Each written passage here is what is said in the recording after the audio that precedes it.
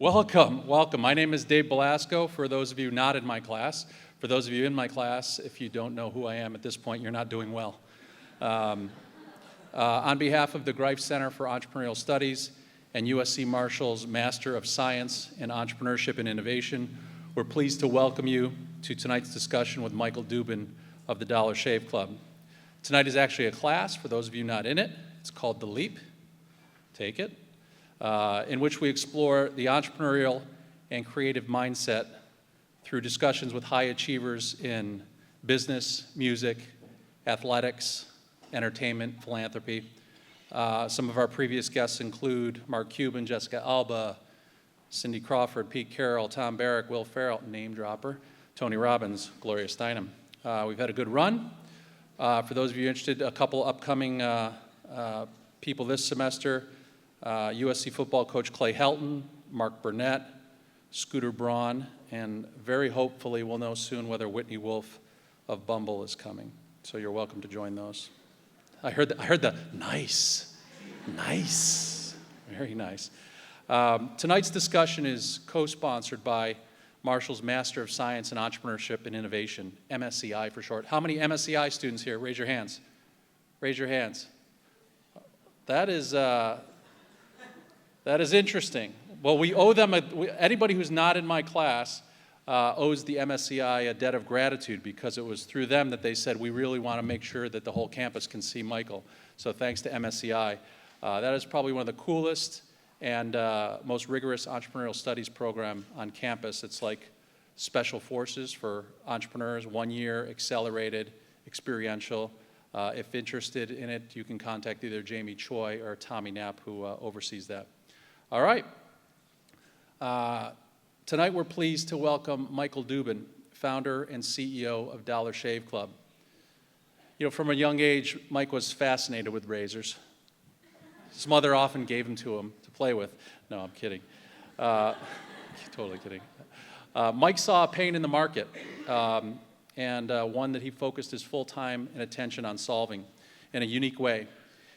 He bet everything on this company that it could work. Mike's vision, creativity, and humor defined the brand. Dollar Shave Club took on two major players head on and carved out a sizable chunk of a multi-billion-dollar market. Last year, Unilever bought Dollar Shave Club for a reported, not confirmed, reported $1 billion. Let's take a look at the video that turned the shaving industry on its head. This is Dollar Shave Club. Please welcome the founder and CEO of Dollar Shave, Michael Dubin. Welcome back. Thanks for having me back. It's great to see you. It's hard to believe that it's 3 years since we sort of talked last about your business. So much has happened. Was it 2014? 2013. 2013. I went back and watched the video, and the most pressing question I have, I'm sure that everybody has, is, does Alejandra still work at Dollar Shave Club? So, dirty secret, she never worked at Dollar Shave Club, but she did work at the fulfillment center where Dollar Shave Club fulfilled its packages in the early days. So she was never technically an employee of our companies, but she was deeply involved in the early days. So she was not an actor. Yes, and I mean, so much has changed since that first small warehouse that you're doing fulfillment. That's right. How, sort of give us a scope of the company in people, reach, subscribe, whatever you're willing to share, but just in terms of like the employment in LA. So we have 250 employees, thereabouts, and we have 2 fulfillment centers, one in Ohio, one in California. So we used to outsource all our fulfillment. Now we do it 100% in-house. We have, around 3.5 million subscribers that get a shipment from us every month or every other month. 10% of the market by value and 20% by volume. So we're the second largest seller of men's razors in the United States after Gillette, and in just under 5 years, or just about 5 years. So that gives you a sense of size and scale. For those of you who, how many, any Dollar Shave Club subscribers here? Good. It's pretty weak, guys.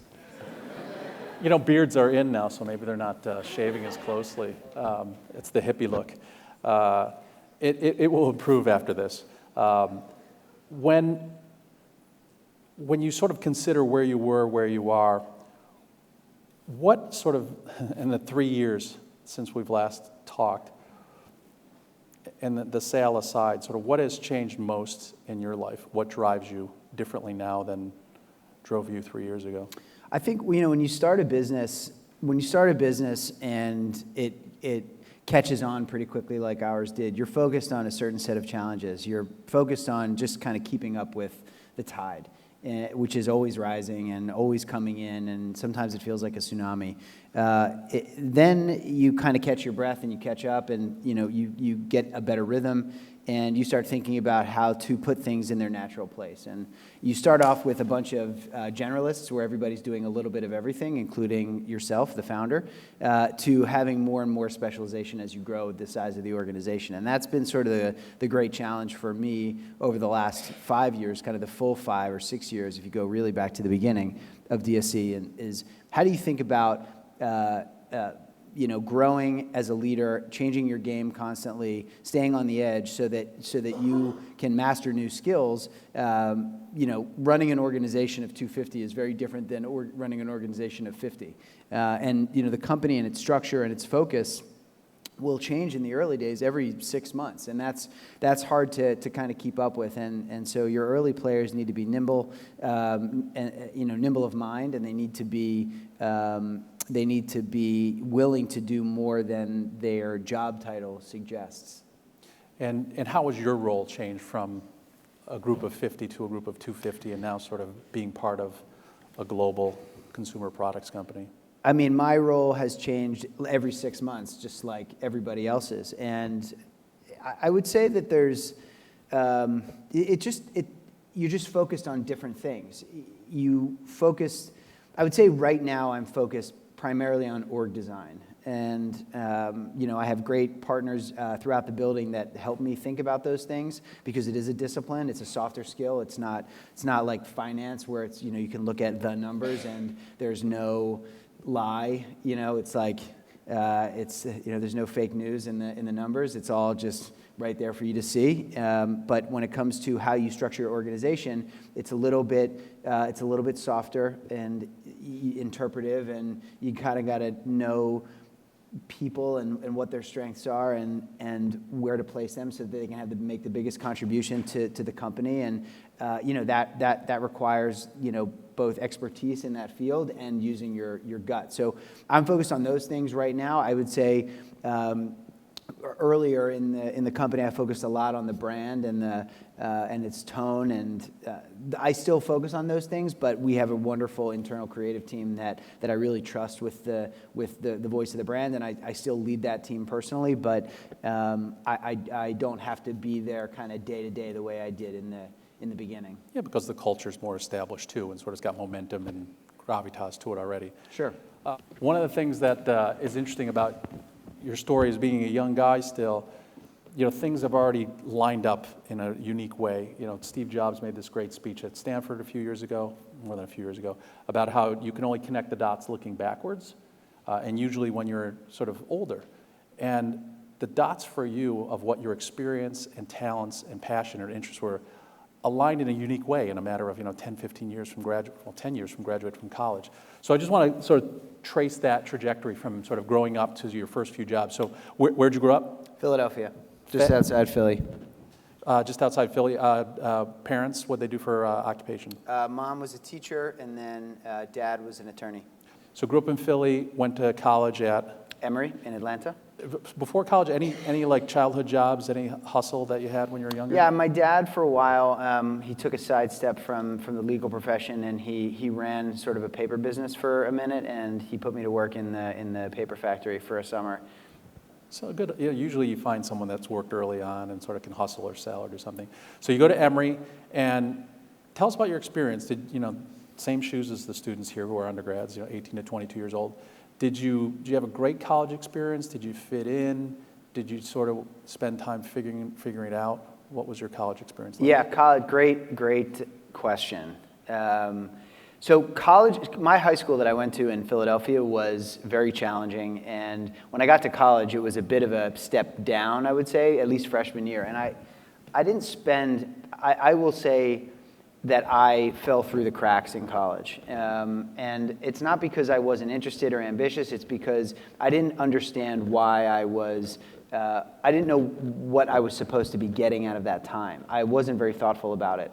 And it certainly, the classes that I took, and I was a history major, I wasn't stimulated, and I couldn't see the connective tissue between what I was doing there and where I might go in the real world. And at the time, I was very interested in media and marketing, and so I took a couple internships that I was very interested in, one at CNN, which I did for a couple years, and then one at a company called Bright House, which is a marketing company in Atlanta run by a guy named Joey Ryman, a very bright kind of marketing brand thinker who's done a lot of work for some Fortune 500 companies. But I wasn't into school. My graduating GPA was, let's just call it, 2.4 or 2.6. It was not good. And again, I was busy, and I wasn't a big party animal either. It's not like I was going out and getting drunk and hanging out, till 3 in the morning. It's just that, academically, I fell through the cracks, and the advisors there weren't helpful to me in figuring out how can I get the most out of my time academically there for what I wanted to do in the real world. So I spent a lot of time really invested in my internships. I was an intern at CNN. I worked on my first internship was, I think it was called Showbiz Today or Showbiz Tonight was the show. And then I worked at the Student Bureau, which sounds like kind of a nothing department, but it was actually, they really stuck you on the front lines. And I got to be a student field reporter at the 2000 Democratic and Republican National Conventions in Philadelphia and Los Angeles. That was, I think, that was my second trip to Los Angeles. I'd come earlier with my dad when I was 18. But, that was a fascinating experience, and it really set me up for success at my first post-college job, which was NBC. I was an NBC page. Tell the students what pages do at NBC. So pages take tours of so they want smart, energetic people to give tours of the studios, and that's kind of how you earn your keep.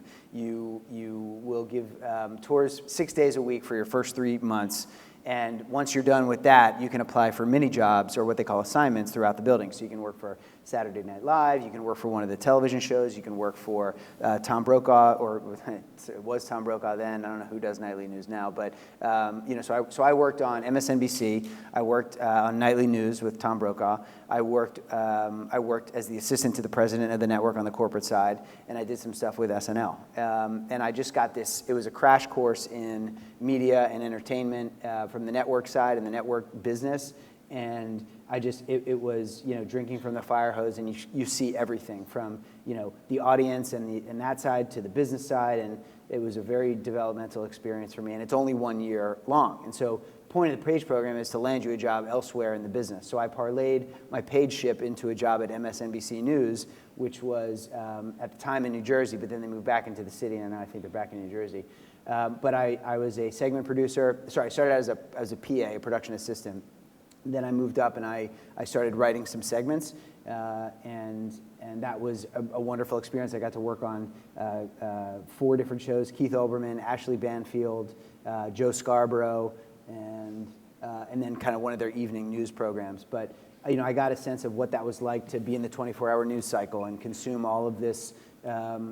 Consume all of the day's events and then distill it down into an hour's worth of programming, which would sometimes change. And I was there during the Iraq War, 2003, and that was sort of a fascinating experience to be a part of on the news side. But ultimately, I got sort of disillusioned with the 24-hour news cycle. It was sort of a fleeting. I always felt like the work that you did was fleeting. You would scramble all day, the show would air, and then you'd have to rinse, repeat, do it all over again the next day. And I never felt like I was building anything. And at the same time, I started getting stimulated into other things like marketing.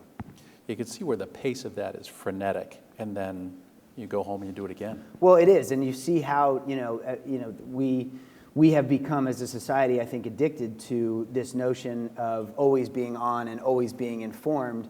And it has created this pressure among the news organizations to be fast and to be first, and not necessarily to be thorough and to get it right. And so you see people just kind of publishing things, and everybody's guilty of this in some way, but everybody wants to be the first to report it, and so sometimes they don't necessarily get it right. It's just get it out there, don't necessarily get it right. And so I think that is a symptom of a larger disease, but that's not the challenge that we're here to solve tonight. Yeah. So you, at what point do you get sort of, you said disillusioned, you move on, and I think you get into business and marketing. What was the next position that you took? So I worked for a small kind of client services firm. It was an agency. They were doing a lot of branding work for some minor league sports teams, and they were trying to start an international professional basketball league on the side. So it was another one of these jobs where you're always thrown things more than you can handle. And I throughout my career, I've always taken, even when I worked at big corporations, whether it was NBC or Time Inc., I always took small jobs in smaller divisions. Sorry, I took roles in smaller divisions because people will throw more at you than you can handle, and you can see opportunity and kind of claim territory a little bit more easily than you could if you're kind of like a cog in a big machine. And that's always advice that I give, especially to students, is find a place where you can learn a lot and do more than is on your job description. A lot of times those are in smaller companies or smaller divisions within bigger companies. Right. That's great advice. And then you complemented your skill set by getting into branding and sort of the media side of it. Yeah. So after that role, I went to work at Time Inc. I was at Life.com in the relaunch of Life magazine. So leveraging my media experience and then to learn more about the business side and the marketing side. Got some exposure to ad sales and what that was like.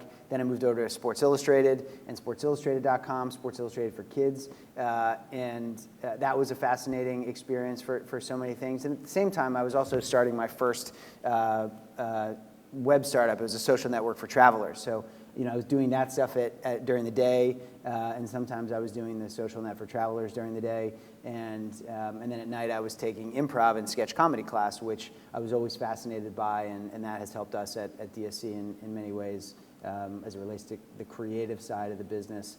But yeah, that was a fascinating time, learning how big brands think about their brands. We got to work with Nike and Gatorade and Nintendo and Capital One, et cetera, and those are all businesses, big businesses that know who they are, and to see how they leverage their partners to carry their voice into the marketplace was an invaluable experience that I took with me. So yeah, I mean, if you look back and you reverse engineer everything, or you look backwards in time over all the moments of my career, you absolutely can say that every single experience that I had was informative for the Dollar Shave Club experience. And I'm glad that I was 32 when I started the business, because if I had been 22, I probably wouldn't have gotten a lot right.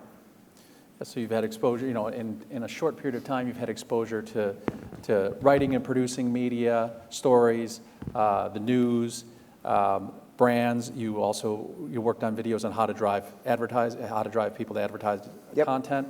And then you mentioned improv. That's something that's been a big part of your life. It wasn't just a small part. Why did you get so interested in it? And what skills did you take from that? That's not just for Dollar Shave Club, that you really recommend that it's good for young people.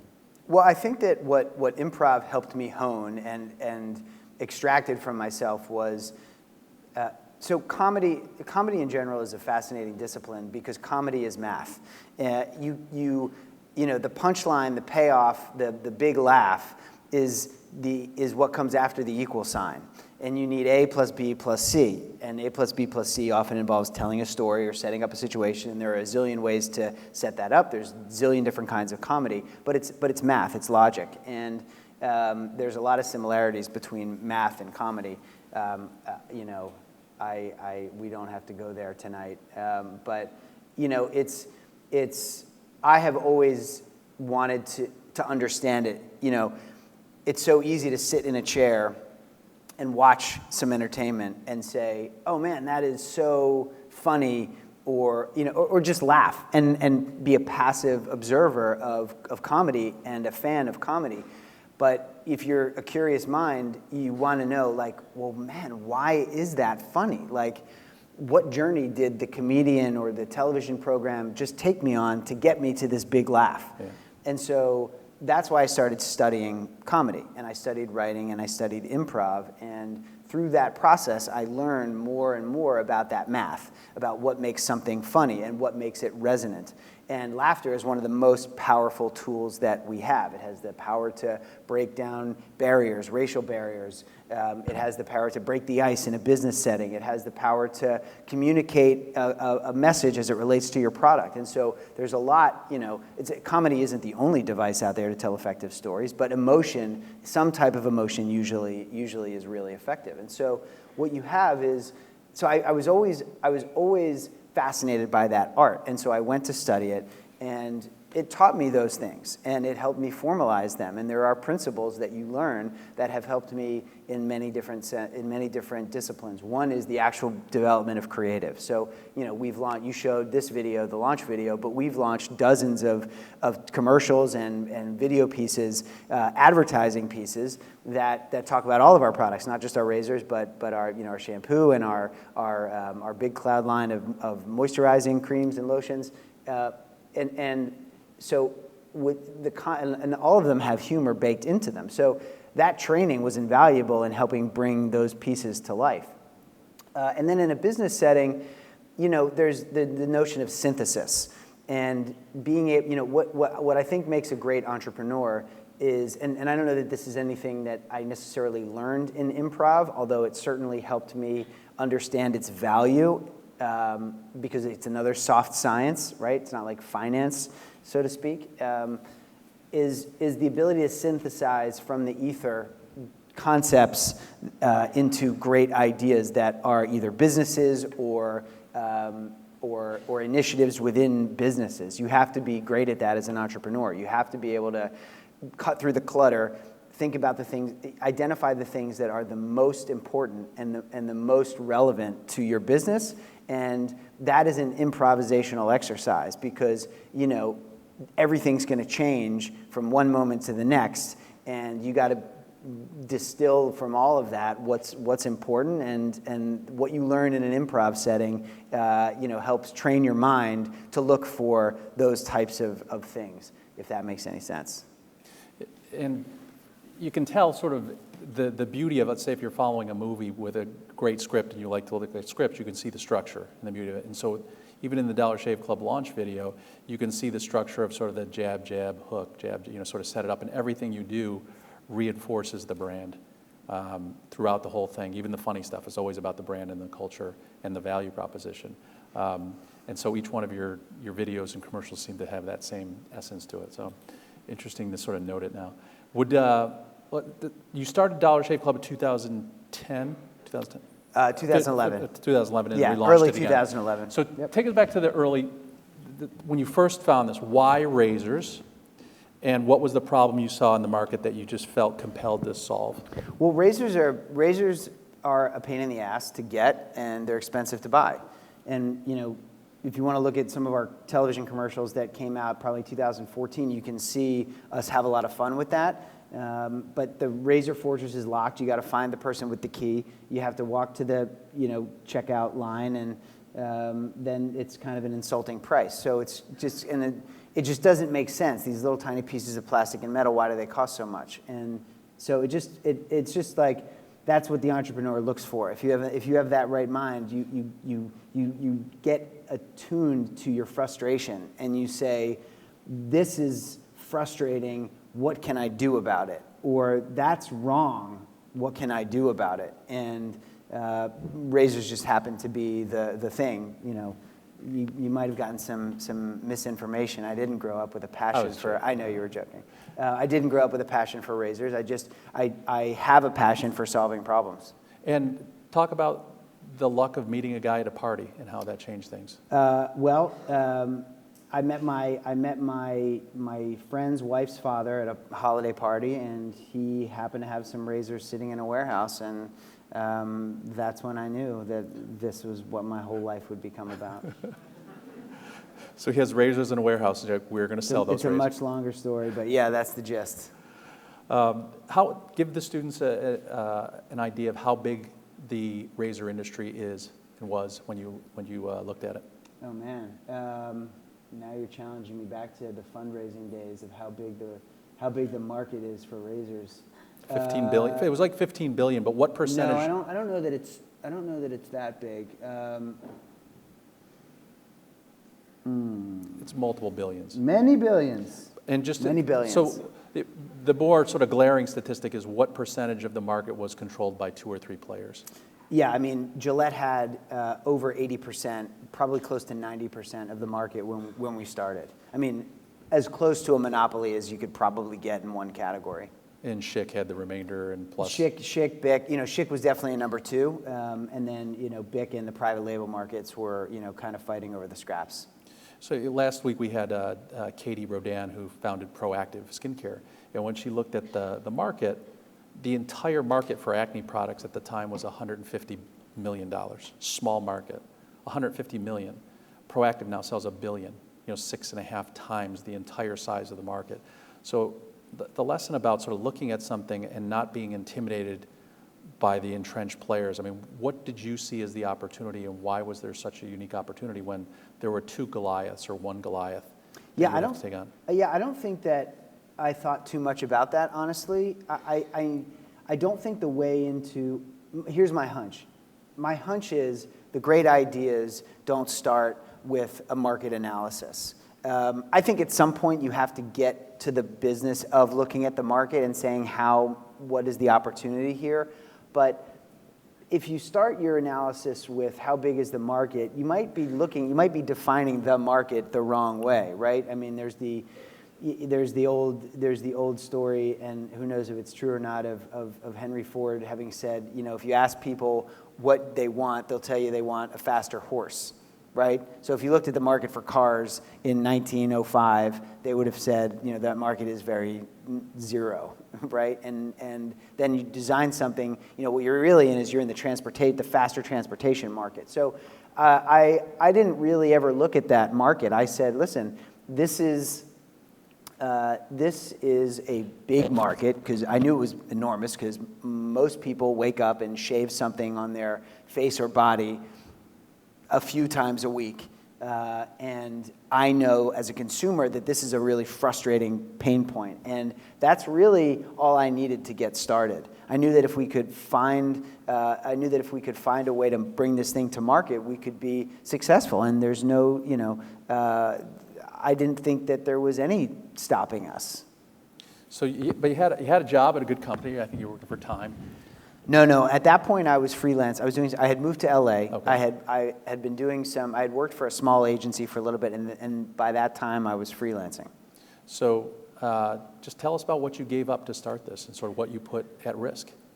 I mean, I think that the biggest thing that I put at risk, I put maybe $15,000 or $20,000 of my own money at risk, which is a lot of money at that time. But more than anything, I put my personal reputation at risk. You put yourself out there, and I wasn't always supposed to be the spokesman of the company the way I was in the video. It's worked out that way, and I'm happy to do it. I'm happy to appear in the commercials, and as long as that makes sense. But my goal was never to be like the Colonel Sanders of Dollar Shave Club or the Papa John's even. And so I think that's the biggest thing that I put out there was my reputation. And at the time, it was sort of all the money you had, which is of course, when yeah, you're that's young, not when you're young, that's what you do. Insignificant. And I heard you had a palatial estate in Venice. Yeah, I lived in a garage. And so we saw the launch video. You wrote it, started it, and a friend of yours directed it, right? Yeah. So it's all the people you meet along the way that can help you. What was the cost of the video, and sort of what were the major expenses to put that together? I think we spent about $4,500, and the The big expenses were kind of the crew, the cameras, and lunch. And so take us to the time when you launch it, you release it. It was right before South by Southwest. It got a lot of attention. What happened, and sort of how soon before you knew something special is happening? Well, I knew something special was happening right after we launched the video because the site crashed and my phone was ringing off the hook, and it was like 6 a.m. on March 6, 2012. And that was, that was when I knew, like, oh, okay, this is going to be a little bit different than I thought. And I think it's been seen, 26, 28 million times. What's the business model for those who aren't familiar with Dollar Shave Club? What's the business model, and how is it different than traditional razor companies? Well, what we started out with, and it's changed quite a bit over the years, is we started out with this idea that for a couple bucks a month you can get razors shipped to you, $3, $6, $9, and you can get them shipped every month or every other month. That was sort of the premise. But DSC is kind of evolving and has evolved to be kind of a fully fledged grooming company where we sell things for every corner of the bathroom. We've got shampoo, we've got pre and post shave stuff, we got sunblock, lip balm, and a few other things. So current product line is what you described. When you initially launched, you launched with one product? Just with the razors, yep. And talked about the personality of the brand and how it's infused in everything you do in your marketing. How would you describe, the philosophy and core values of the company? Like, what do you really want to make sure that Dollar Shave Club stands for in the customer's eyes? Well, we want, we have a mission at DSC, which is to, help guys take care of their minds and bodies so that they can be the best version of themselves. And we service kind of the mind with the content, and we service the body with the razors and the shampoo and all the kind of grooming products that we sell. But that's really baked into what we do. It's just about taking care of yourself, and you'll start to see us do some high-profile campaigns related to that theme. And do you consider yourself a razor company? I do not. What do you consider yourself? A men's lifestyle brand. And what's the mantra for Dollar Shave Club, or the tagline?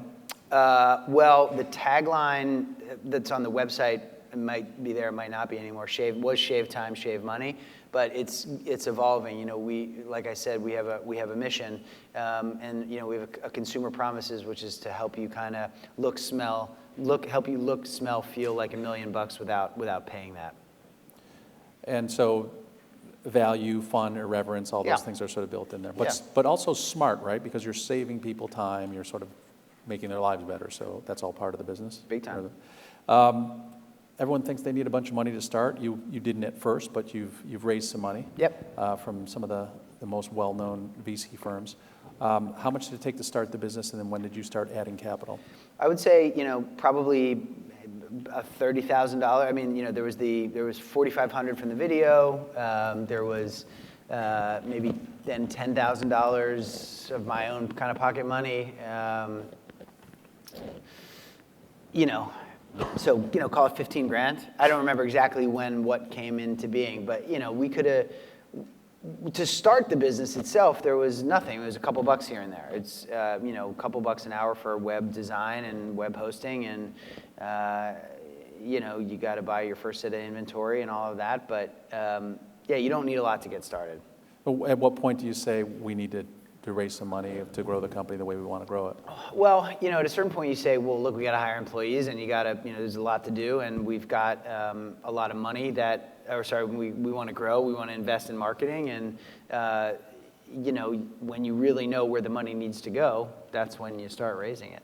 So I think in 2012 you raised $1 million, which is not a big round, and then I think you did a Series A later that year for $12 million, right? And that's when you already had traction and some revenue. Who are some of the VCs that were smart enough to invest in you? Kleiner Perkins, Andreessen Horowitz, Forerunner, were some of Science in LA.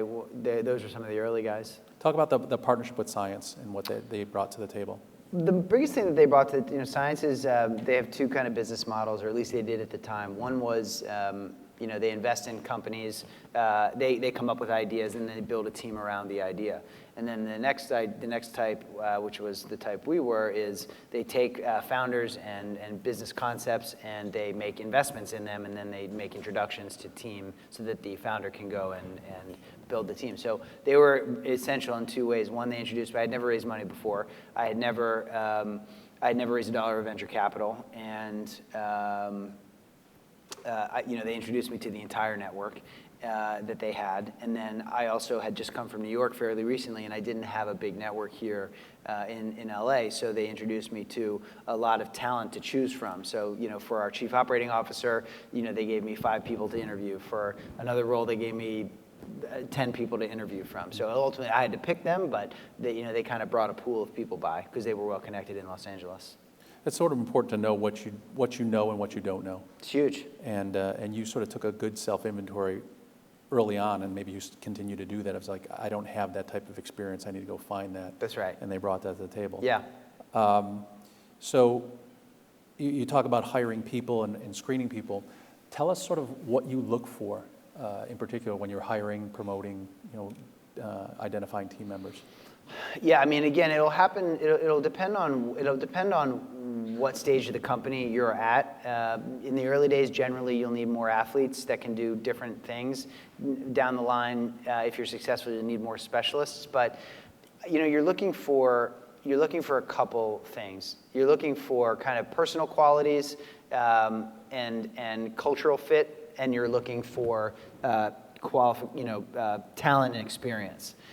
On the culture side, you got to be able to have people that have very low ego, confidence, you know, but confidence and ego are different things. You don't want to have people that need to have the glory. You don't want people that feel like they need to make every decision, and you need people that can work collaboratively with other people. There's so many things that happen in the course of a day, week, month, year that are just going to happen so fast, or that you're going to have to react to so fast. You need to be able to have open dialogue with people, and like not and have them not get offended or feel like you're stepping on their toes or you're encroaching on their turf. You know, you just need people that you can frankly get along with, that are cool people, right? And you really see what people are made of when the heat's on and the pressure's on. So that's that side. And then talent-wise, you want people that are able to speak really intelligently about their area of business and that almost take over the interview, that are telling you things about the business, about your own business that you probably haven't even anticipated. And what I tell all of my direct reports is hire somebody that makes you so scared, that's so good that you're scared to hire them, because if I find out how good they are, I might fire you. Like that's how you have to hire, because there is no such thing, and this is not my quote, it's Peter Drucker's, there is no such thing as universal executive genius. Nobody is good at everything. And you have to hire around your weaknesses. And not only is there no such thing as universal executive genius, but you have as an executive time to focus on one, maybe 2 things. And if you're young enough where you can dedicate your whole life to it, maybe you can focus on 3 things. But that's it. And everybody else has to do their job. And you need people to help you do your job, to run the company. And so I think that you want people that are really talented and can teach you things. You don't want to be in a position where you're having to like coach somebody in an area that they're supposed to be excellent in, because that will be a waste of your time. I'm not a finance professional. For me to lord over my CFO, and I can get around the finance world fine, but like he is going to see things that I'm not going to see, and he's going to bring me problems that we all have to discuss, or opportunities that we have to discuss. But if I had to spend time telling him where to go look for opportunities or problems, well, that's a waste of my time, because I need to do my job. As you move from a startup to part of a large, a multinational place. Have you changed your hiring? Meaning, do you focus on, grades and resume, or do you really look to the person? I mean, would Dollar Shave Club hire Michael Dubin out of Emory at a 2.5? Oh, man. Let's see. But if he brings the talent, that's what I'm saying. I don't know. It just depends on, how well he did in the interview. So the interview matters, obviously. Yeah.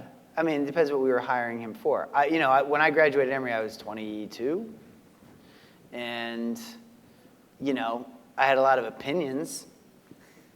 I don't know that I knew a whole lot. Who does at 22? Well, I mean, it depends on what kind of experiences you set yourself up for. I don't think that, I think that, what I was at 22 was I was informed in the areas that I had studied and that I had intern expertise in. And I felt reasonably comfortable with those things. I didn't have any sort of professional real-world experience outside of my internships or any summer jobs that I had. But I was eager to learn, and I was ready to contribute what I had at that time. And so, look, if DSC needed a 22-year-old Michael Dubin, maybe I would have hired him. Paul Orfel. Just got really meta there. No, but Paul Orfel, who founded Kinko, is one of our graduates. He was hyperactive, dyslexic, couldn't read. They sort of failed him forward, but he always said the A students work for the B students, the C students start the businesses, and the D students dedicate the buildings. And that's good. I like that. I like that. It's not far off. I mean, to be a great entrepreneur may not be the perfect score on the ACT or whatever it is. I think that entrepreneurs by nature are rule busters, and we see the world outside the lines. And going to class and sit now after having had the career or the part of the career that I've had already, I would love to go back to school. I would know exactly what to study. At the time, I was not ready for it intellectually, emotionally, probably. But yeah, entrepreneurs are people that like to do things their own way and see the world maybe a little bit differently. It's not always for the better, but it's just kind of in the DNA. We through this series and other places, entrepreneurship gets so romanticized and glorified, and you only see the successes, and you're one of the extreme examples of how great things can go. Share with us how hard it can be. I mean, you talked about the site crashing. I know that you had trouble shipping and logistics when your sort of orders were exceeding. I also heard you got sued early on. Talk about not early on, but kind of like 2 years ago. So you get sued by Procter & Gamble for patent infringement. And what's your reaction to that? Yeah, I mean, look, I think that the hardest part about being an entrepreneur is that you see it as a life and death situation, because so much of your sense of self-worth is wrapped up in how well you do or don't do. And that's dangerous thinking. And there's a lot that's started coming out, that's kind of coming out right now about founder depression and founder anxiety disorder and things like that. And I think those things are real. And I've felt some variation of those things along the way, because the entrepreneur, especially the good ones, I think are the way their brain works is they're trained to look for things that they need to optimize, which is another way of saying, or the cousin of that is they're looking for opportunities and they're looking for problems that could arise around the corner. And that shit will keep you up at night. And you will see lethal demons lurking everywhere, and you have to figure out a way to kill them, right? And if you can't kill them today, you're not necessarily going to sleep at night. And so the demons can be anything. They can be an employee that you're having a real challenge with that's toxic in a particular department. They could be it could be a lawsuit from your biggest competitor that could threaten to shut you down completely. And all of that is, that's scary stuff. And especially when you feel like as I said, your sense of self-worth is wrapped up in the success of your business because you identify as an entrepreneur and as a CEO. that can be pretty unnerving. So that's a challenge. So all these things happen, and many of the things that happen you don't even see coming in entrepreneurship. You know, it could be anything from employees to customers to recalls, you name it, or getting sued by Procter and Gamble. And the last time I talked to him, it was interesting because what truly separates entrepreneurs from non-entrepreneurs is do you have a stomach for it? Can you really sort of bear through it and get through some of these things that you don't expect? And Mike's response to getting sued by Procter and Gamble was, well, what a great acknowledgement that is of them to see our business and the threat to them. So just the way you framed it in your mind in terms of your mindset, that would break a lot of people. That would scare a lot of people. I'm sure it scared you in some sense, but just to say to your team, like, what a great acknowledgement that they're suing us. Yeah, totally. I mean, that is true also. It doesn't necessarily help you sleep any better, but it does make you believe, yeah, well, okay, they're not suing everybody. It's, exactly, it's true. And that's the one thing I think you have to become accustomed to. No matter the size of your business, you're going to lose a lot of sleep. There's what is the saying? What is the quotation? I think it's Frank Underwood from House of Cards, who, if you got to go back and watch the first season of House of Cards, maybe the first 2 seasons. Frank Underwood is an evil genius, and there's a lot that we all can learn from him. But this one quotation was, the higher up the mountain, the more treacherous the pass. And that's what, that lawsuit, among other things, was sort of the, welcome to the NFL moment. You take big hits, and you think it's going to kill you, and then you get up and you keep going, and then over time you keep getting hit and hit and hit and hit, and you learn how to take the hits, and you learn how to roll, and you learn how to protect the football, and that stuff, you start to get into a rhythm, and you toughen up over time. I mean, I was very timid at the beginning, and everything spooked me. But you over 5 years, 6 years, you get into a rhythm. You start to learn how to weather those hits. The students, we're going to come to you in a few minutes for questions, so there will be mics on the side. I want to ask a couple more. I talked to some friends who work at your company, and I asked what? them, yeah, it was anonymous. I asked for sort of how they described you, and three ways to describe you. Jesus. Yeah. So these are the things that came up a few times. Hardworking, drives people to getting better, smart, and cares about people. You're happy and proud when you can see people growing within the company. How do you sort of set your leadership, I don't even like the leadership style, but sort of how do you build that culture that you invest in people? We talked about it earlier, about sort of being not just a role model, but helping people become better. Because if that's what your message is to your customers, you certainly got to walk the talk inside the company. Yeah, I don't know that I think too hard about how to do that. I just do it. When I see people getting better, that is a joyful moment. We all push against ourselves in life, and we are our own greatest adversary. We also have to be our biggest champion, and I think that's hard for a lot of people to think about how they can be their own best champion, right? I think most people here are very self-critical. I think most people in general, not just here, are self-critical, and I think you have to learn how to change that narrative and think about supporting yourself. But it's easy to do for other people, and if you're a good person, you like when other people experience triumph and success, and that's fun to watch. And this razor game that we're in, or this grooming game that we're in, that's just the terrain that we play in.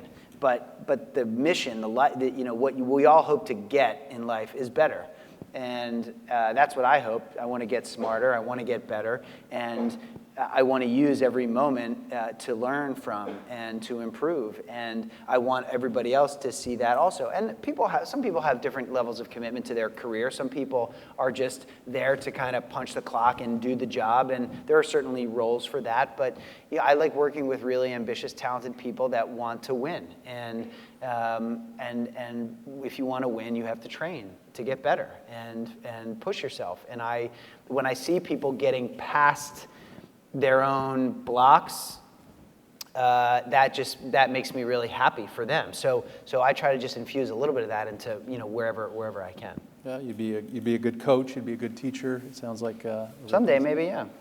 You're welcome anytime here. Thank you. Whenever you want to teach class. I would be terrified to teach a class. That's scary shit. Oh. Next to running a company, it's fun. I don't know. You actually have people's lives in your hands. And brains in there. I mean, you're responsible for brain development. Yeah, but I just have to give them tacos once a month on Friday.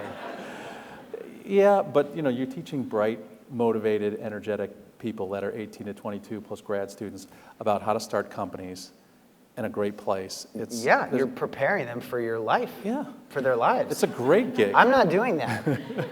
They can quit me and go down the street. But you sell These great guys are things. stuck here. You sell great with things. you. They are.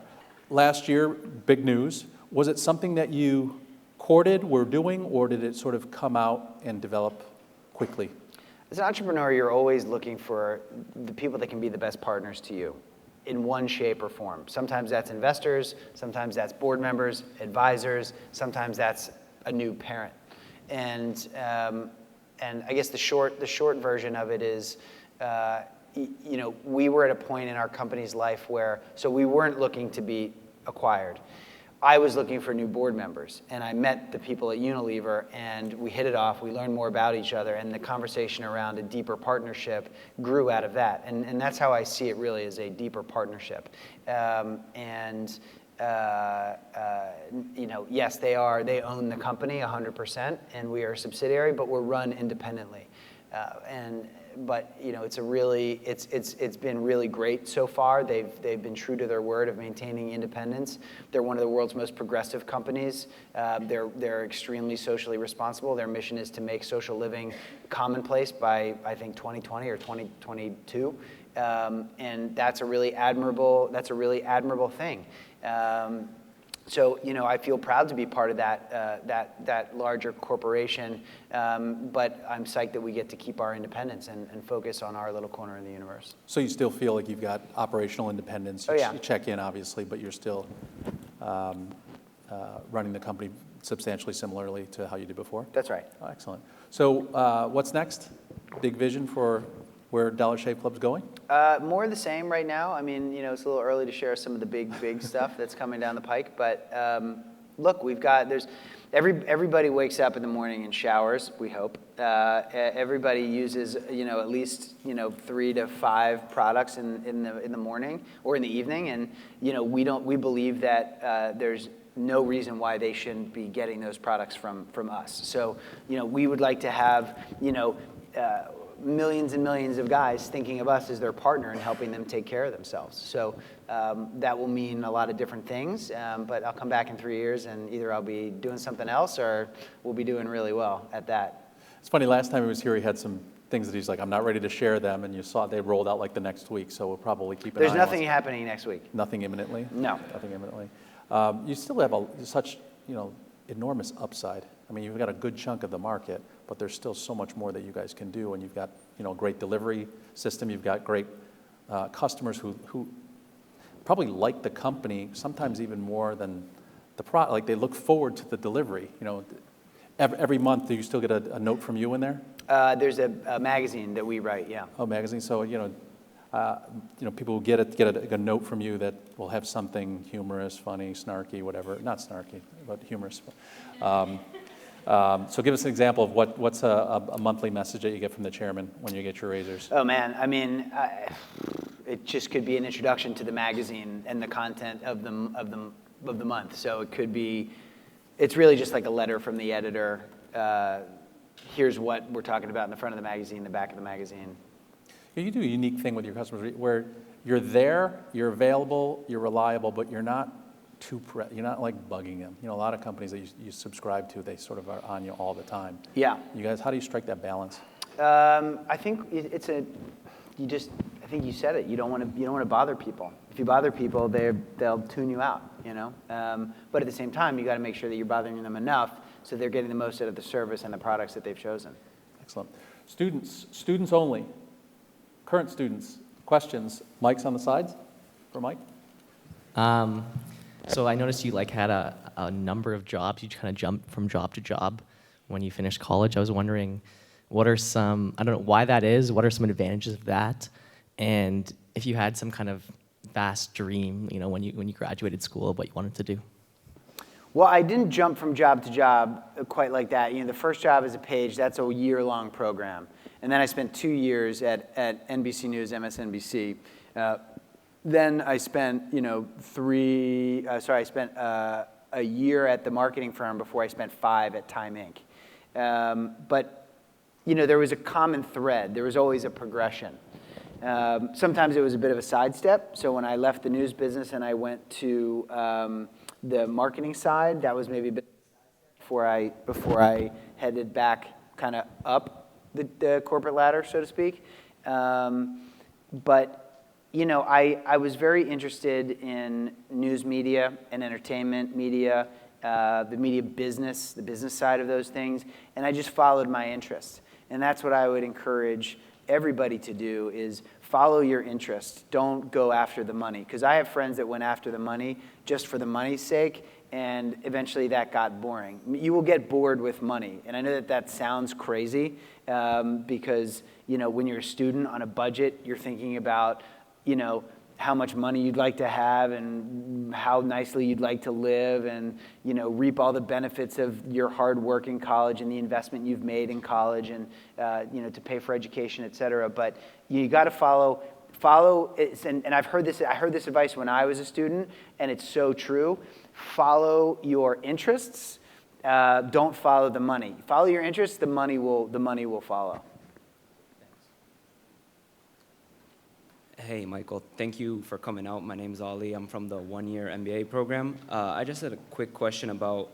The one-year MBA program? Yeah. Wow, that's awesome. Yeah, it's pretty intense. That's sure, yeah. Make MBA. Yeah. The question I had was about the recent news about Kraft potentially buying Unilever over the weekend. What's your thoughts on that? And if Kraft had bought, how do you think that would have affected Dollar Shave Club? Well, you know, Kraft Heinz is known for their, especially the private equity firm backing that transaction or that offer, they are known for their cost cutting and for their optimizing of businesses. And that is very counter to the ethos of Unilever, which is all about social responsibility, sustainability, being a good corporate citizen, et cetera. So those things are at odds. And now what you're hearing out of Unilever is they need to find ways to justify their independence because they need to show how they can increase value through their socially responsible mission. And so that is, it's really interesting. And we're kind of seeing this. I don't want to make this about the country and the world at large right now, but you're seeing this really interesting clash of philosophies all over American life right now. We're seeing it in the political spectrum. We're seeing it in things like this with the corporate, even though Unilever is a Dutch company based in London and in Holland. But it's, you know, can we make money? And we think a lot about this. I think a lot about this. What is the role of the corporation? What is the role of the corporation in society? And I think it's pretty close to what Unilever says it should be, which is being socially responsible, being a good corporate citizen, giving more than you're taking. That contract that you have with your customer, you know, it should be more than just. It should be more than just a contract with you and your customer. It should be a contract with the company and society and how it goes about doing its business. And so it's a really interesting time to be in business. And I think that you're going to see over the next 5, 10, 20 years especially as this generation grows up, to start their own companies, work at companies, and I encourage you all to do this, is think about how you can make the biggest possible impact for good on our planet and on people, because there's a lot of people out there that aren't thinking about that. And government isn't, without getting political, always the best channel for society to move itself forward. In fact, government lags behind in many ways, and change kind of happens elsewhere. And business is a great place to have a meaningful impact. So it's not quite the question that you asked me, but ultimately, what will happen is Unilever will feel more pressure to grow, to show that their socially responsible mission is one that can financially outperform. So if you don't buy your soap and shampoo from Dollar Shave Club, go buy it from Unilever if you believe that companies should do more good than evil. Hi, thank you, Michael, for your great interview. My name is Zeno, and my question for you is that how many subscribers did you have while you had your first deal with your VC or your investor? And how important that subscribing or the revenue is playing that achieves this agreement? Yeah, we had a couple thousand when I took my first check of $100,000, and that's important. You want to show a little bit of traction. You don't always need to. If you have a really compelling idea that's special, some people will invest in that just at the concept stage, and that's okay too. Thank you. Yeah. Hi, Michael. My name is Mirika. I've been reading about you since last summer, and I really admire you. Thank you. I have two questions for you. The first one is, what are some of your habits that you do when you get up in the morning and before you go to bed? And my second question is, what are some of your favorite entrepreneurship books? Oh, good question. The first thing that I do in the morning is I do 500 push-ups, then 500 sit-ups, then I eat a raw chicken, I sacrifice a lamb, then I go to work. Let's see, what are my rituals? So I try to get a little bit of fitness done in the morning because it clears the head. Then I meditate. It's less kind of flighty than it sounds. I don't know if anybody meditates here, but it's a wonderful way to kind of clear your mind before you start your day. And then again, kind of around 3 o'clock, 3:30 in the afternoon to kind of just blow out all the cobwebs and get your mind straight again. Sometimes that second meditation feels like a nap. More than a meditation, which is fine too. The siesta is a tried and true principle, so don't be afraid of the nap, the afternoon nap.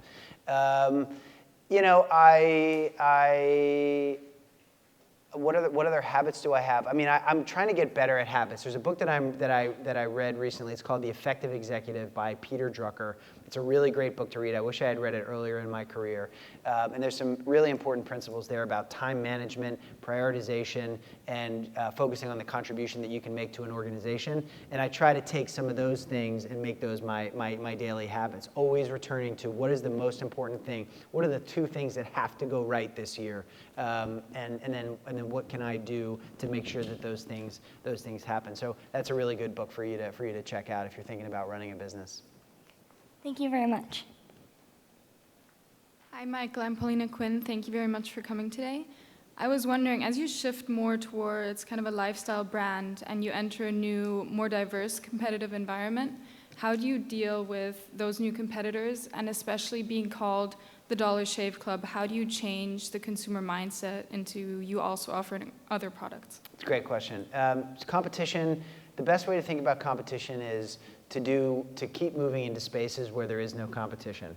And that doesn't necessarily mean literally, us moving into shampoo, there are a lot of shampoo out there, but it's like how we talk about the shampoo and how we go to market with it and help people find the product and how we bring the brand to life. That's different, and that includes content and some of the product selection wizards that we're building and have built. But the best way to address competition is to be in a different business where the competition isn't.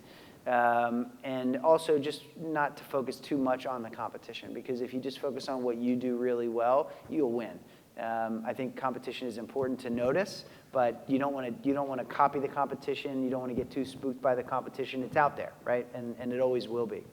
As for the name Dollar Shave Club, I think that is a conversation that we will have to have at some point, and we might end up keeping the name as is, because you can evolve a brand name to mean, whatever you want it to mean.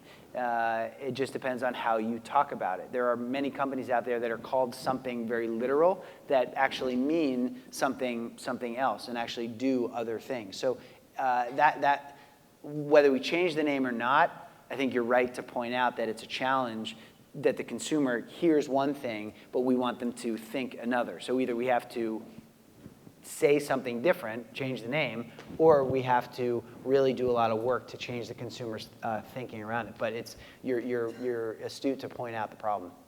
Thank you. Hi, Michael. My name is Andrew Javaheri. I'm a student at USC, and I was wondering what were some of the challenges you faced when starting the business and how you overcame those obstacles?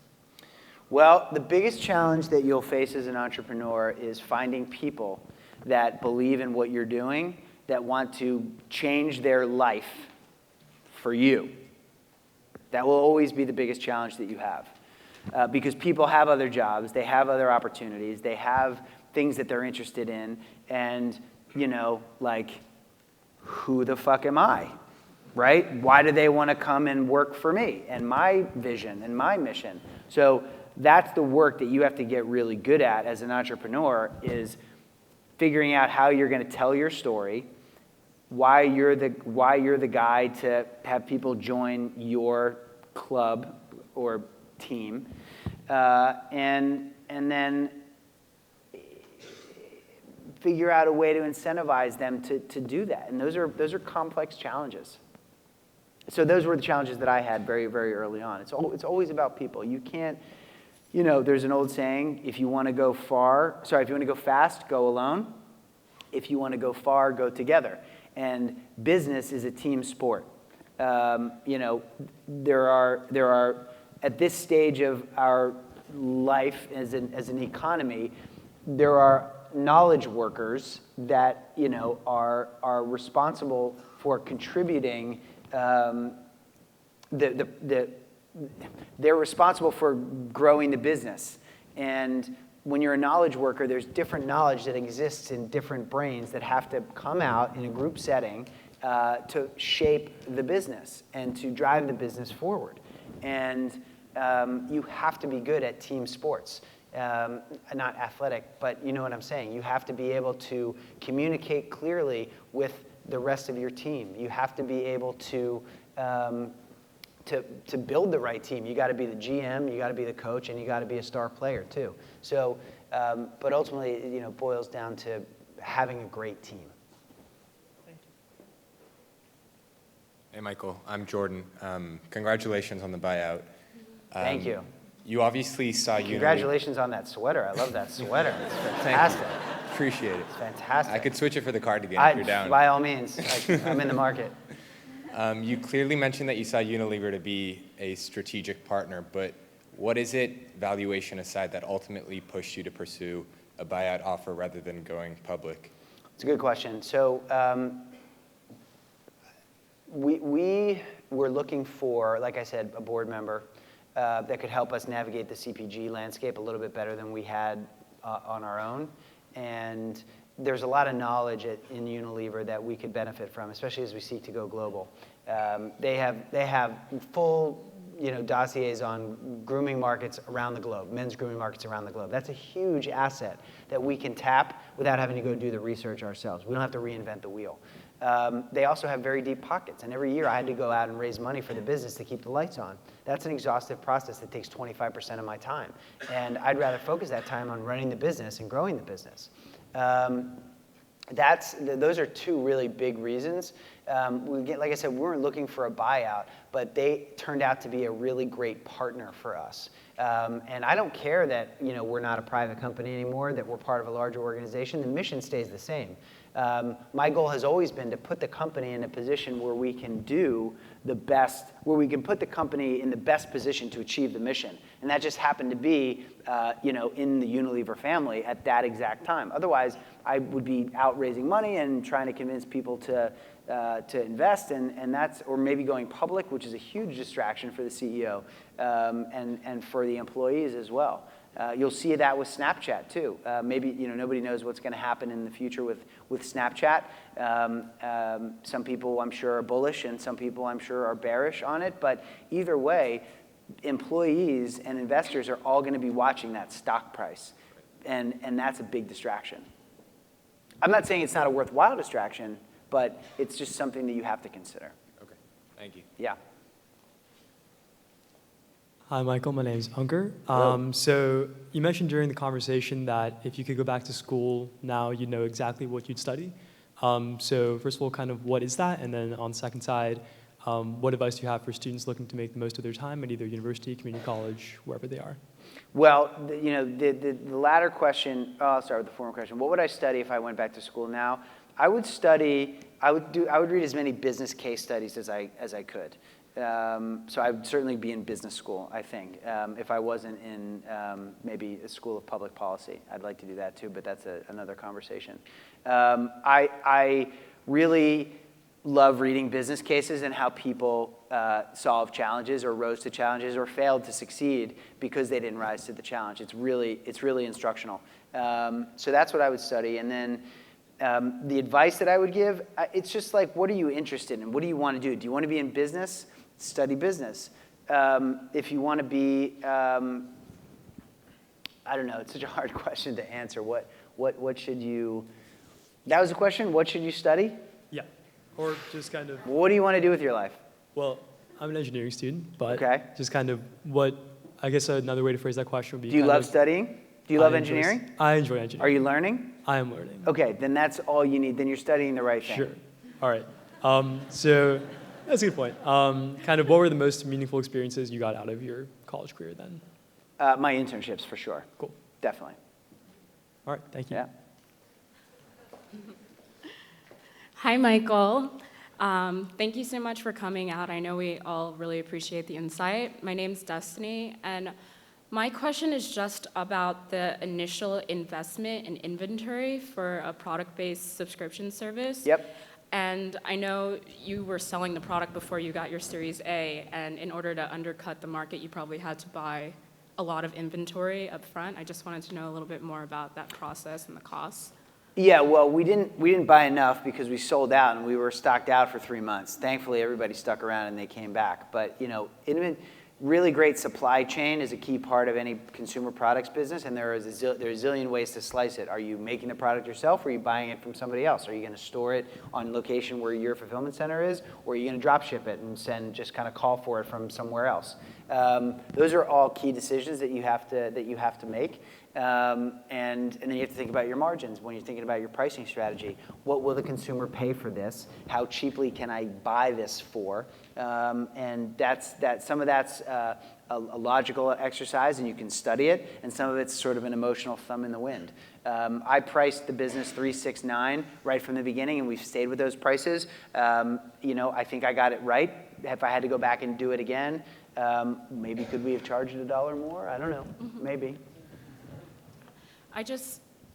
It's more so like, what was the cost for you initially for the first cost of like inventory going I think that we business? spent probably, I think the first inventory check that we wrote was maybe $100,000. Okay. Awesome. All right, thank you so much. Yeah. Mm-hmm. But it doesn't have to be that much. It depends on what kind of business you're running. Hi, Michael. My name is Leor Masachi. Thank you for coming in. I wanted to talk to you about your initial launch video. First of all, how did you know that a video would be the best way to market the product? And were you anticipating the big viral sensation around this video? And if so, why do you think this video went viral? So no, we didn't anticipate it. Why video? Because, I mean, if given the choice, how many of you would rather press play and watch a video, or how many would rather read a long article? Video, raise your hand. Yeah, so that's your answer, right? People are lazy. Okay, and around the video's virality, why do you think it went viral though, out of all the other ones? I think it went viral because it's a problem. It's a problem that people are familiar with.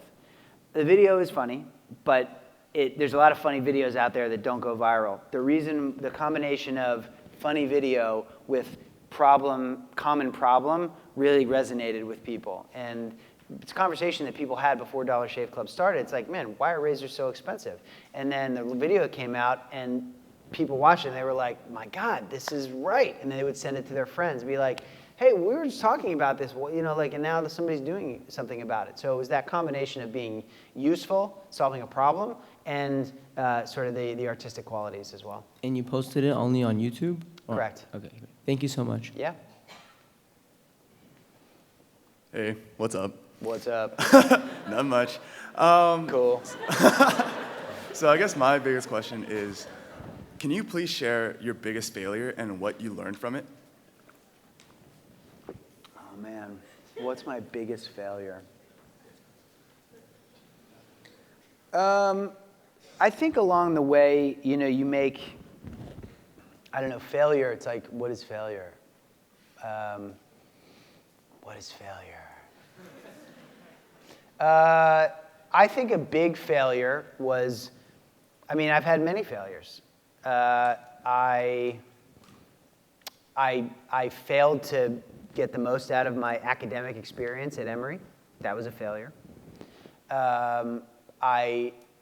Because of that, probably, because I got great scores on the GMATs, I didn't get into business school, which I had applied to. I might have even applied here, actually. There might be an application you can dig up and look for it. But I didn't get into business school. That was a failure. I tried to start my first social network for travelers in 2006. That didn't get off the ground, so that was a failure. There are many moments along the way where I failed in one way or another. Sometimes I make the wrong hire. Sometimes I fail to see the most important thing that it needs to be done at any given moment. Those are all things that you just learn from, You learn different lessons along the way. You learn from each of them. I don't know if there's any one biggest failure.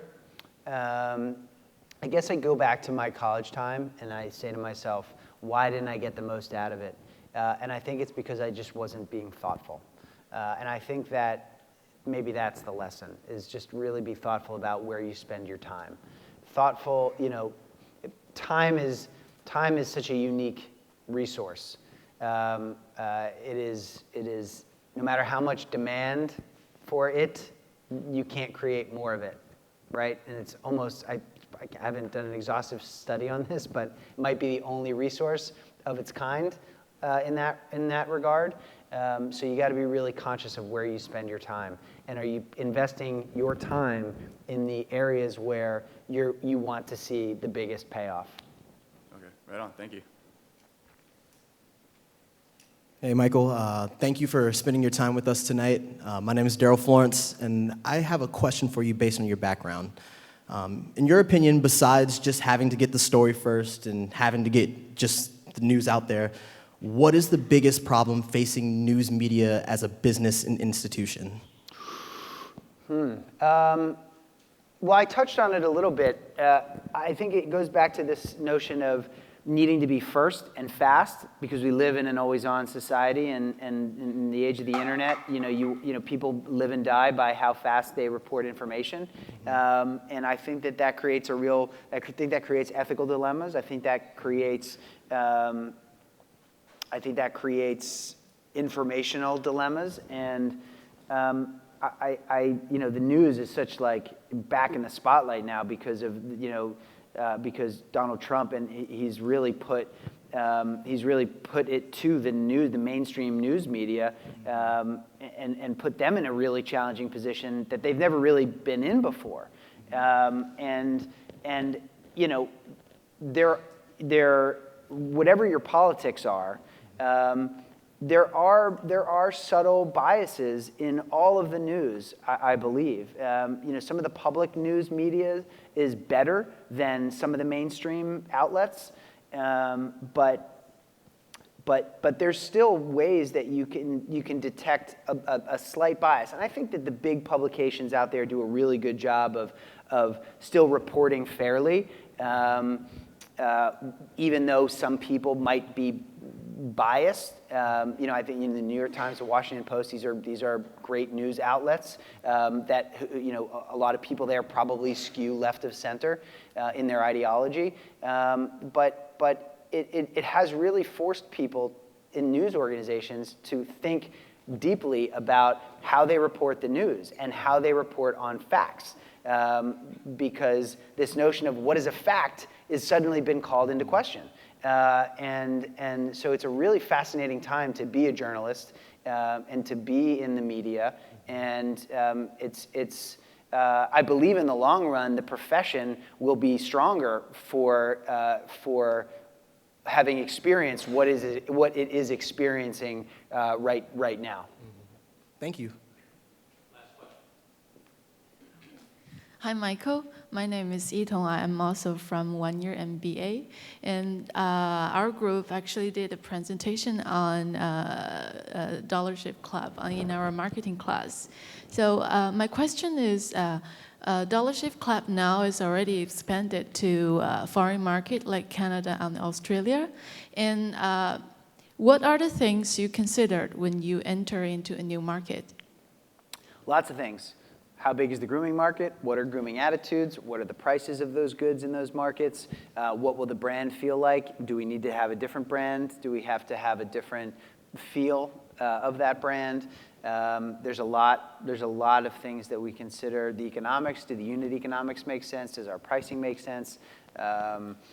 You know, what is the subscription market like? What is the internet like? What is e-commerce like? What are privacy laws like? You know, you can't necessarily do all the things that you want to do in Europe that you can do in the United States as it relates to tracking a user around the web. Privacy laws are much stricter in Europe. You know, even in California, they're very strict. You know, especially with a subscription business, right? Because a lot of subscription companies don't have a good ethos, and they'll take advantage of customers and overship them goods or make it really hard for them to cancel. We're really good about that and being transparent, but ultimately, it's those things. Thank you. Great questions, great answers. It's interesting that you mentioned a couple things that really stuck out. One was sort of your daily meditation and mindfulness practice. And you know, having talked to a lot of outliers in business and sports and creative arts, it's not surprising that occurs across. What does it sort of do for you? Does it allow you to be more present? Does it allow? I mean, are you doing breathing? Are you doing you know, gratitude?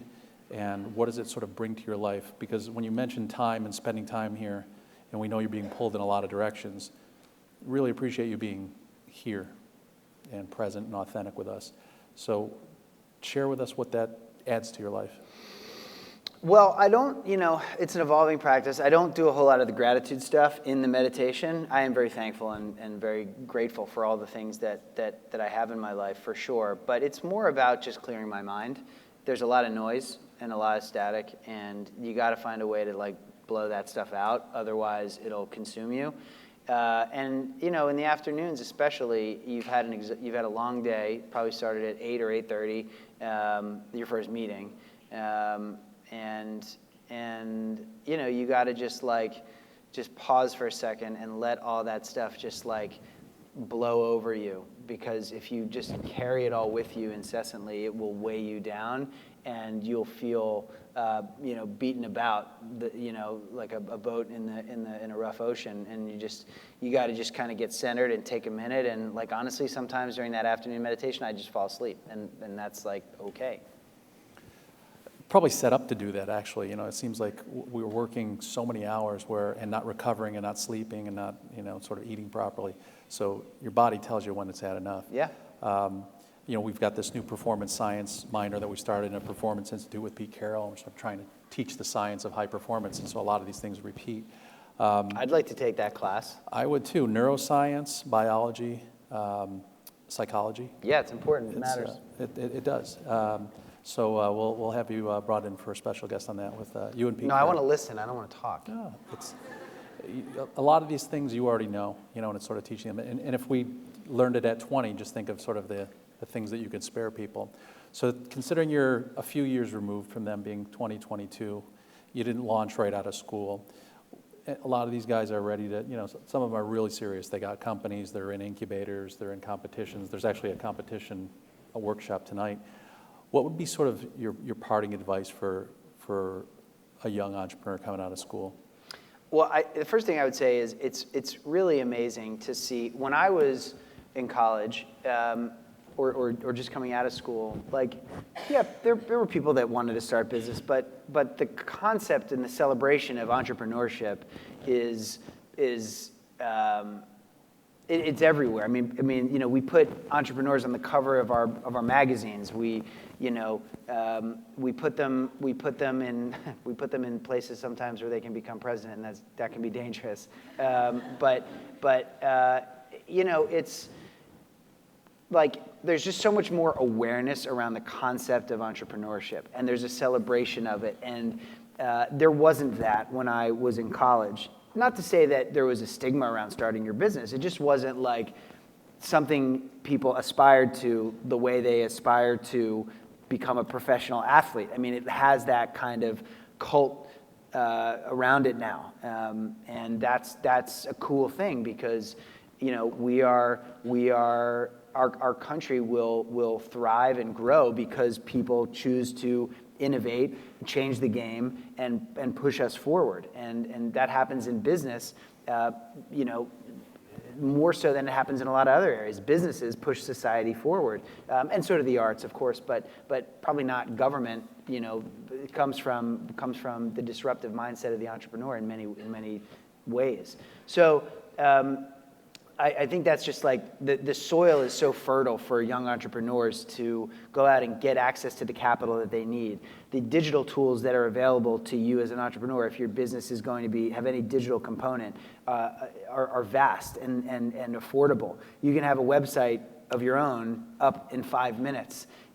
5 years ago even, and certainly 10 years ago, it was expensive. You had to do the whole thing yourself. You had to have the servers, you had to have now you go out and you rent all that stuff from somebody else, and you hire 99 designs and you get a logo and you put it up on a website and you go to Wix and boom, you're in business. And that's it, it's easy.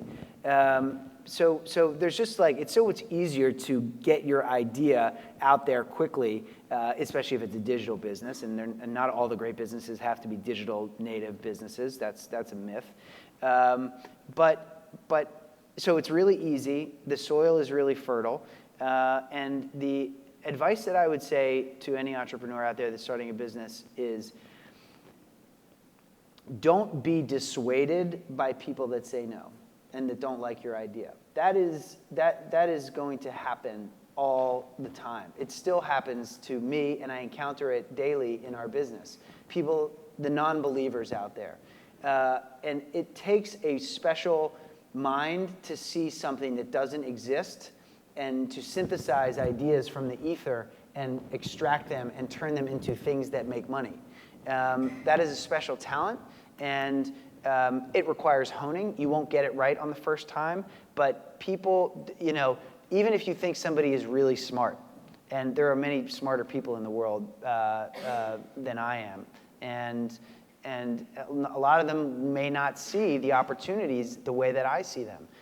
So just because your really smart friend or your really smart relative doesn't see the opportunity that you see, don't let that discourage you. you have something special, which is the gift of distilling from the ether great ideas and turning them into consumer-friendly business postulates. And that's it's no different than like, can somebody, just because it's like no different than somebody who can shoot 100 free throws and sink them all, or any athletic ability. It's just a different skill. It's a different set of DNA that's in you that isn't in the person that's sitting next to you. And so don't be surprised when people say no, and that's stupid, or that's a terrible idea, because they don't have the same DNA. Just like you can't go shoot 100 free throws and sink all 100, it's a different, you're a different breed, you're a different mind, and celebrate that. And don't give up, which sounds trite. There is a time actually to give up, so you got to just know when that is. But because you don't want to just drive right into the wall. But yeah, don't let other people discourage you, because they're incapable of seeing what you see. It happens so often, you hear that. And not by any means is it easy. It's extremely hard. What he's saying is like, now is a unique time, because the tools that are available, the market that's available, the capital that's available to 20-year-olds, like that didn't exist. When I went to school here and was in the entrepreneur program, if you graduated with an entrepreneur degree or entrepreneur emphasis, that meant you didn't have a job yet. To be an entrepreneur back then was, oh, you haven't figured it out. You didn't get the job at Morgan Stanley or at the blue chip place. And now it's become in vogue. There's money available, and if it can change. It can change. If the economy were to change, you're all getting jobs. It's not going to be quite as easy to raise money. So I think take advantage of the time if you have something. If you don't have something, you don't have to have the idea. You can join a team early on. There's plenty of people that are number 20 at Facebook or Dollar Shave that did it very well. So it doesn't have to be your idea. And then also the time pressure of I'm graduating in May, best idea by Saturday wins is no way to go in business. You got to find something that moves you, find a problem that demands to be solved. Like, why hasn't someone done this before, And I'm sure he encountered all the time, well, if it was doable by subscription, then Gillette and Schick would have already done it. But he had a different distribution model. So great advice. What I want to leave for you is students, I saw you taking a lot of notes, and he left us with so many things to remember and lessons. We got to get him out of here quickly because we're already over time. But I want you to think about what lessons, thoughts, and takeaways you'll remember from Michael's talk in 5 years that you'll take with you. I'm going to record this for you. And speak loudly. Ready? Go. Learn from Frank Underwood. Don't be athletic. Business team sport. That's a good one. Don't be dissuaded by people that say no. Great ideas come before market analysis. Come this way. Follow your interests and money will follow. Business is a team sport. Over here. Oh, go. Hustle. Go. The soil is really fertile. Time is a resource like any other. Don't waste it. Comedy is math. Comedy is math. Jimmy, keep it up with me? No. My 2.6 GPA is okay. 2.6. Nice. It's a compliment if your competitor sees you as a threat. Cameron. Hire people better than yourself. Excellent. Laughter is one of the most powerful tools that we have. If you want to win, you have to train. Hold on. Be thoughtful with your time. Say it again. Be thoughtful with your time. If you want to go fast, go alone. If you want to go far, go together. Find a job where you can learn a lot and do more than is in your job description. You got to be the GM, the coach, and the star in the beginning. Be happy for other people's triumphs. Come on, let's hear it for Michael Dubin. Send that to me.